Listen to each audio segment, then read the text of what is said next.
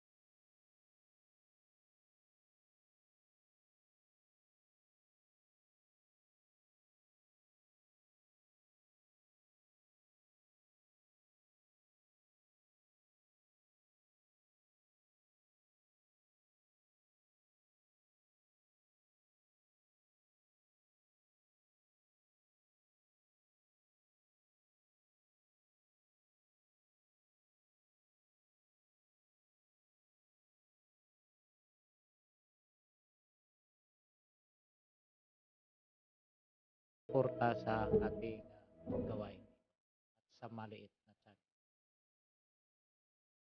Sa muli, isang mapagpalang oras sa ating lahat at ako'y salamat ulit sa inyong walang sawang pagsubaybay at channel na ito. Naway ang Panginoon gabay sa ating araw-araw na pamumuhay at wag po nating kalimutan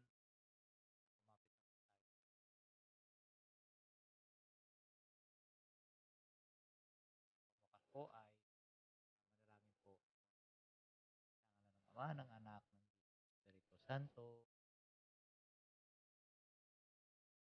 Prayer to Our Lady of Lourdes.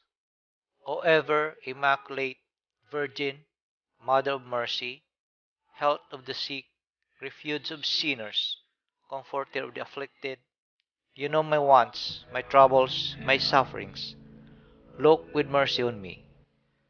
By appearing in the Grotto of Lourdes, you are pleased to make it a privileged sanctuary whence you dispense your favors, and already many sufferers have obtained the cure of their infirmities, both spiritual and corporal. I come, therefore, with complete confidence to implore your maternal intercession. Obtain, O loving Mother, the grant of my request. Through gratitude for your favors, I will endeavor to imitate your virtues, that I may one day share your glory. Amen. Amen. Sa ngalan ng Ama, ng Anak, ng Diyos Espiritu Santo. Amen. Muli po, marami pong salamat. God bless.